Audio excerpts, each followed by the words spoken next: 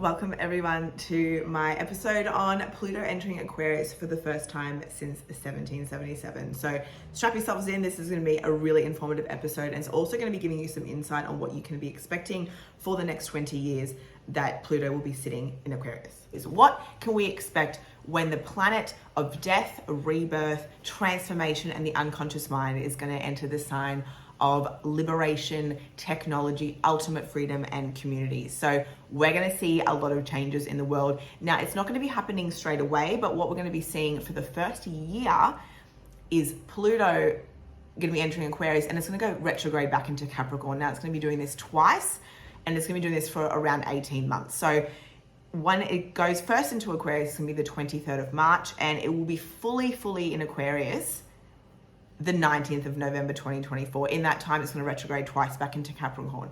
Now, what we know about retrogrades are when things feel like they're going backwards, and they also need major introspection. So when things and planets go backwards, what do we need to look at? It's going to be a power struggle, especially from the planet of power.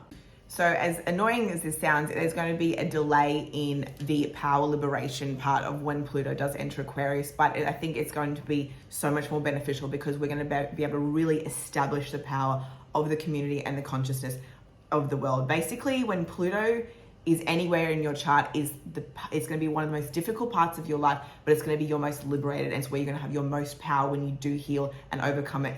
Pluto, what it does, it wants you to take your power back. It's telling you to do so. Pluto is not a scary planet. Pluto probably is my favorite planet. I don't like to have favorites, but it's one of my top favorite planets just because of the transformation that you can really go through if you really tap into Pluto and you listen and you really go in with what Pluto wants for you. The last time that Pluto was in Aquarius was 1777 to 1779. So what did we see in that time? The French Revolution, the technology revolution, the Industrial Revolution. There was also a lot, sorry, I'm just reading from my notes.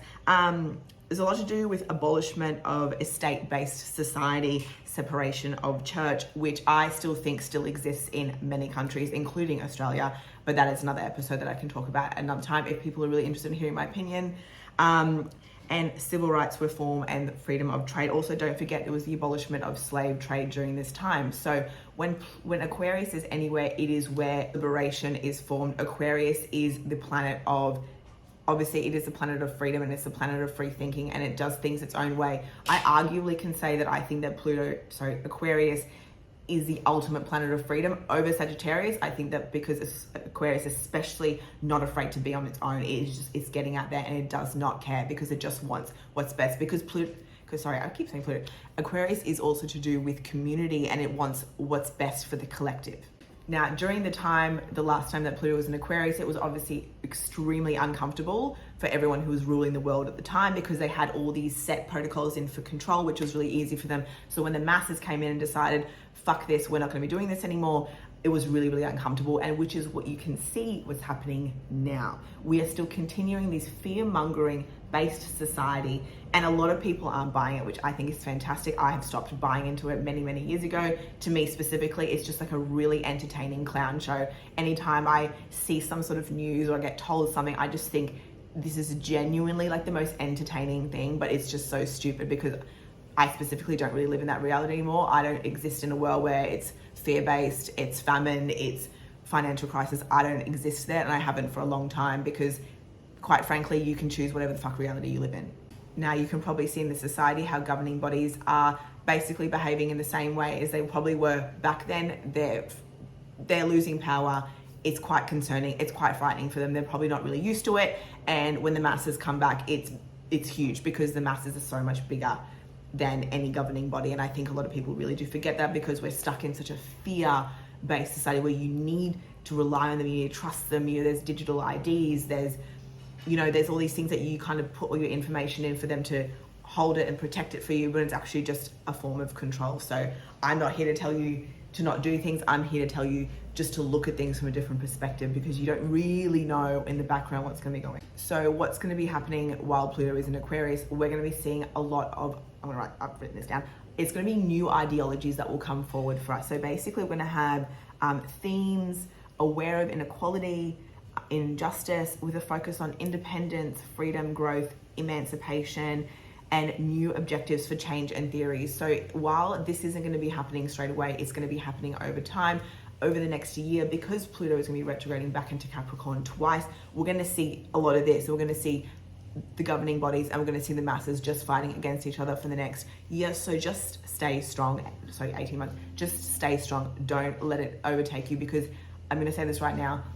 We know that the earth has been splitting, not physically, but dimensionally. It has all of the dimensions that we live in are different. We live a different reality to the person that's next to us. So what you can do in this time is, what I'll be doing is looking at things objectively and learning how everyone's doing, because what we need to be remembering is that we're still going to be fighting a war that's still here. And I don't like saying war because it's such a horrible thing to think about, because we think of so many really awful things, but it is still technically a war. But we need to come into it with peace, and we need to be coming into it with respect and not like violence, because as much as the masses are going to be fighting back, which is a really, really good thing, we need to remain in our power as well. And we need to not lose that power and to gain other power, basically, because once people do grasp power, and it could be any sort of human, it can get bad. As we know, basically since 2020, and I'll arguably say since 2012, the world has been splitting. We have seen a change in consciousness. We have just seen a change.